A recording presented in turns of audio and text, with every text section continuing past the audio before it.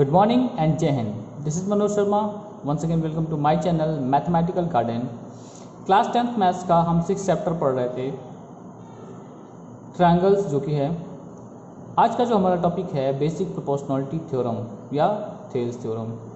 सो Thales theorem क्या है, क्या इसकी डेफिनेशन है, क्या स्टेटमेंट ये दे रहा है और इसके प्रूफ आइए पढ़ते हैं। सो बेसिक प्रोपोर्शनलिटी थ्योरम क्या है, डेफिनेशन वाइज या स्टेटमेंट वाइज हम जानते हैं क्या कह रहा है ये। If a line drawn parallel to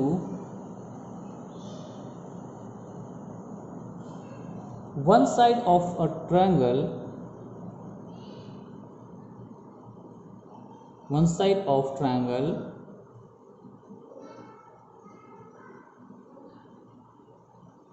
to intersect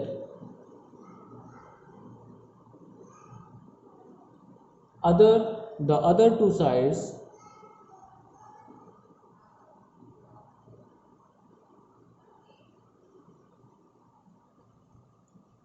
in distinct points,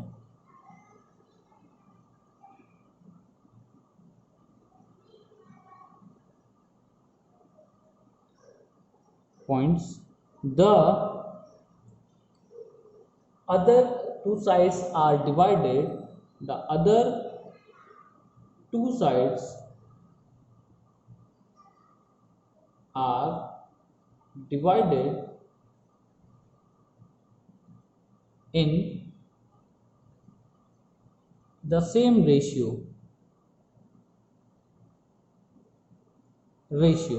right. ठीक है, यानी कि अगर कोई ट्रायंगल है और एक लाइन उस पर इंटरसेक्ट करती हुई दो साइड को इस तरह से जा रही है कि वो थर्ड साइड के पैरेलल है या किसी साइड के पैरेलल है, सो दो साइड जिसको इंटरसेक्ट किया है उसने वो सेम रेशियो में डिवाइड होते हैं। करेक्ट, ये स्टेटमेंट है, ये बेसिक प्रोपोर्शनलिटी थ्योरम हमारा कह रहा है। सो आइए इसको फिगर वाइज जानते हैं और साथ ही साथ इसको प्रूव करते हैं कि क्या ये स्टेटमेंट करेक्ट है या नहीं। So here we have a triangle ABC। ठीक है, यहाँ पर हमारे पास एक ट्राइंगल है, तो अब हम यहाँ पर एक लाइन ऐसी ड्रॉ करते हैं अकॉर्डिंग टू द थ्योरम जो कि पैरेलल हो किसी एक साइड के। सो हम एक लाइन इस तरह से ड्रॉ कर सकते हैं जो कि पैरेलल होगी BC की, या फिर हम इस तरह से एक लाइन ड्रॉ कर सकते हैं जो कि पैरेलल होगा AB के और कट कर रहा है AB BC एंड AC को, या फिर इस तरह से कर सकते हैं कि AC के पैरेलल हो और AB और BC को कट कर रहा हूँ, कोई भी एक लाइन ले सकते हैं। सो हमने अभी कौन सी लाइन ली, हम लाइन ले रहे हैं लाइक दिस। एक लाइन हमारा XY है, या हम इसको कुछ भी लेट कर सकते हैं, DE लेट कर लेते हैं। एक हमारे पास DE लाइन है जो इंटरसेक्ट कर रहा है AB लाइन को और AC लाइन को, और पैरेलल है ये थर्ड साइड यानी कि BC के। सो अब ये लाइन जो डिवाइड कर रहा है इनको, AB को और AC को, वो इक्वल रेशियो में डिवाइड कर रहा है। सो गिवन, अब इसको हम प्रूव करते हैं, है ना। सो हियर गिवन पार्ट हमारे पास क्या है, गिवन है ABC इज अ ट्रायंगल, और क्या है, DE is parallel to BC, DE is parallel to BC। बस इतनी सी बात, इतना ही हमें पता है। अब ये लाइन कहाँ से गई है, ये D मिड पॉइंट है या नहीं, हमें कुछ नहीं पता, है ना। मिड पॉइंट पे जरूरी नहीं है, कहीं भी होगा, बस कंडीशन है कि DE पैरेलल होना चाहिए BC के।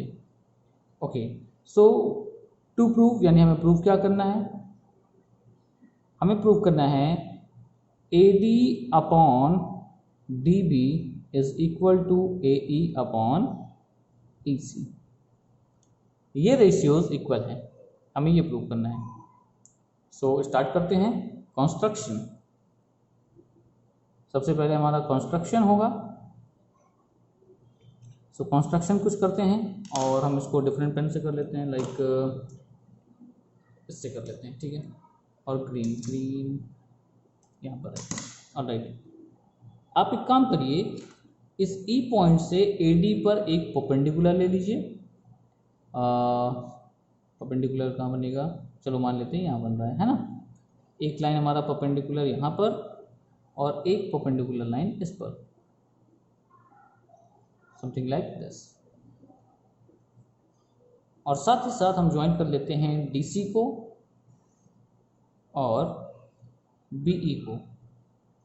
ये हमारा कंस्ट्रक्शन हुआ, perpendicular and perpendicular. Clear?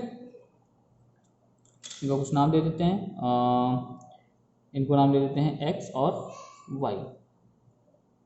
Alright, so construction में हम क्या लिखेंगे, draw perpendicular from E to AD such that it meets AD at X and draw perpendicular from D to AE such that it meets AE at Y। ठीक है, और क्या construction किया, join किया मैंने, ज्वाइन DC एंड BE। ये हमारा construction part हुआ। नाउ प्रूफ, अब हमारा एक्चुअल प्रूफ जो हमें यहाँ पर प्रूफ करना है, हम उस पर चलते हैं। सो अगर हम एरिया फाइंड आउट करते हैं, सो एरिया ऑफ ट्रायंगल ADE, ठीक है, बेस इनटू हाइट, यानी हाफ बेस इनटू हाइट के थ्रू अगर हम एरिया ऑफ ADE चाहिए तो क्या हो सकता है, half base is AD into height is EX। ठीक है, EX ऐसे लिख देता हूँ मैं, करेक्ट। ये हमारा जो कैपिटल X जैसा दिख रहा है वो हमारा इनटू है, और यहाँ पर स्मॉल x जैसा मैंने लिख दिया। एज वेल एज ये हमने बना लिया first, and area of triangle DEB। अब इस DEB के लिए हमारा जो परपेंडिकुलर लाइन होगा कौन सी होगी, यानी कि जो हाइट होगी वो कौन होगी, EX ही होगा। ठीक है, so area of triangle DEB is equal to half base is BD या DB कर लो, है ना, DB into EX। Second, on dividing first by second we get, जब हम फर्स्ट को सेकेंड से डिवाइड करेंगे हमको क्या मिलेगा, area of triangle ADE is equal to half upon, sorry upon कर लेते हैं, area of triangle DEB is equal to half AD into EX upon half DB into EX। So कौन कौन से कैंसिल हो रहे हैं यहाँ पर देखें, EX से EX कैंसिल हो रहा है, हाफ से हाफ कैंसिल हो रहा है। ठीक है, सो फाइनल रिजल्ट क्या आया, area of triangle ADE upon area of triangle DEB is equal to AD upon DB। ये एक रिलेशन बन गया और इसको हम रख लेते हैं इक्वेशन नंबर 3 करके। ठीक है, देन अब हम क्या करने वाले हैं, similarly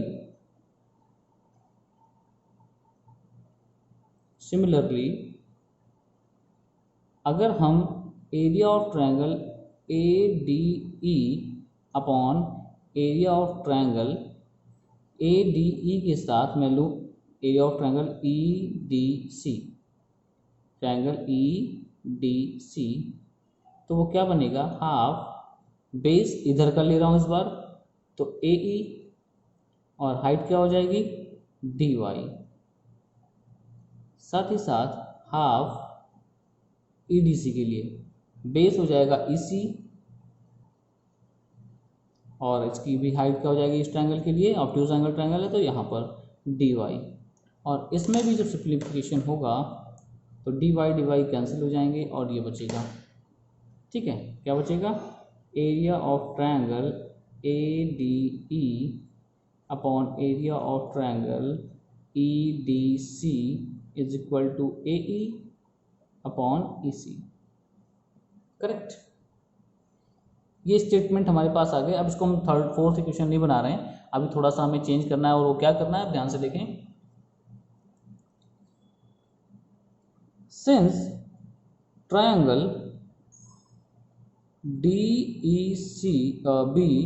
DEB and triangle EDC are on same base DE and between same parallel कौन सा है, DE parallel BC, therefore area of triangle DEB is equal to area of triangle EDC। Correct भाई, हमको पता है, हमने क्लास 9 में पढ़ रखा है कि कोई भी अगर दो triangle on the same base between the same parallel होते हैं तो उनके एरियाज इक्वल होते हैं। अब क्यों ना हम इस EDC की जगह पर DEB प्लेस कर लें नीचे वाले पे। करेक्ट, तो हम कर सकते हैं, आइए इसको लिखते हैं। सो आप यहाँ देखते चलेंगे, इसलिए मैंने साथ साथ रखा है। The above equation becomes, that is the above equation becomes क्या हो जाएगा, area of triangle ADE upon EDC की जगह पर DEB, area of triangle DEB is equal to AE upon EC। अब ये बनाएंगे इसको फोर्थ। नाउ ऑन कंपेयरिंग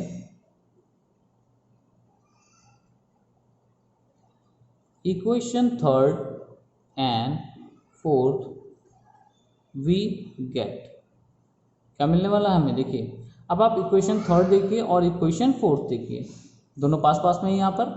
आप दोनों को देखेंगे तो उनका LHS पार्ट एक जैसा है। सो जब LHS इक्वल है तो RHS भी इक्वल होगा। ठीक है, सो हम लिखेंगे AD upon DB is equal to AE upon EC, और यही हमें प्रूव करना था। करेक्ट, ये हमारा basic proportionality theorem with proof होता है। एक बार आप फिर से देख लें इसको पूरा। ठीक है, आप उस वीडियो को पुश करके अच्छे से इसको देख सकते हैं, पूरा प्रूफ आप लिख सकते हैं। कहीं प्रॉब्लम आती है तो कांटेक्ट कीजिएगा। करेक्ट, ये नेक्स्ट पार्ट इसका इधर। ठीक है, सो एक बात इसमें और आती है, और वो क्या है कि जब भी हमारे पास कोई ट्रायंगल है और हमने कहा कि ये लाइन DE पैरेलल है BC के, so AD upon DB is equal to AE upon EC proof हो रहा है। इससे हम और भी बना सकते हैं, क्या बना सकते हैं कि AD upon AB is equal to AE upon AC, मतलब अपर ट्रायंगल का जो साइड्स का रेशियो हो रहा है बड़े वाले ट्रायंगल के साथ वो भी इक्वल है ना, प्रोपोर्शन है। सो इस बात को हम कैसे करते हैं आइए देखते हैं। यहाँ तक हमारे पास बात हो ही गई है। सो अब यहाँ पर थोड़ा सा हमको चेंज करना है कि हम इनका रेसिप्रोकल ले लें। इनका रेसिप्रोकल लेंगे तो लिखेंगे this implies DB upon AD is equal to EC upon AE। Now adding 1 both side, 1 add कर रहे हैं 1, ठीक है ना। So D B upon A D plus 1 is equal to E C upon A E plus 1। हम इसको LCM लेंगे, LCM लेंगे क्या बनकर आएगा,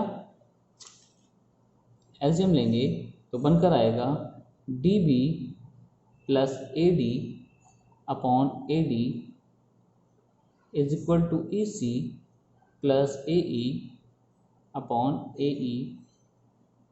now D B plus A D, थोड़ा सा इसको मोड़ लेते हैं, है ना, ताकि आपको बात समझ में आती रहे। यहाँ पर फिगर हो जाएगा हमारे पास D B plus A D means D B plus A D मिलाकर कितना हुआ, ए से बी तक। सो इसको हम लिख सकते हैं A B upon A D is equal to E C plus A E, E C plus A E, तो मिलाकर जोड़कर कितना हुआ टोटल ऐड करके ए सी अपॉन ए ई। और फिर से आपको इसको केवल रेसिप्रोकल लेना है, A D upon A B is equal to A E upon A C. और अब देखिए इन दोनों ट्रायंगल को अगर हम छोटे वाले ट्रायंगल ए डी ई को अलग कर लें और एक बड़ा ट्रायंगल हमारे पास है ए बी सी, दो ट्रायंगल हैं और दोनों ट्रायंगल में हमें क्या दिख रहा है कि इनके रेशियोज, साइड्स के जो रेशियोज हैं वो प्रोपोर्शन में हैं। देखिए A D upon A B ये रहा, इसी तरह से ए ई अपॉन ए सी ये रहा, और इनके बीच का जो एंगल है एंगल ए वो कॉमन है, वो इक्वल है। तो इस तरह से हम सिमिलरिटी का एक क्राइटेरिया यहाँ पर प्रूव कर सकते हैं कि हाँ अगर कोई दो ट्रायंगल सिमिलर हैं, ठीक है ना, ये दोनों ट्रायंगल हमारे सिमिलर हैं क्योंकि इनके साइज का रेशियो इक्वल है और इनका जो करस्पॉन्डिंग एंगल है जो एक इक्वल हो रहा है, राइट। सो इतना आप रिवाइज करेंगे basic proportionality theorem plus this corollary. अगर बात करें तो आपके एनसीईआरटी का कोरोलरी है ये, आप इसको चेक करिए, रिवाइज करिए। Till that thank you and जय हिंद।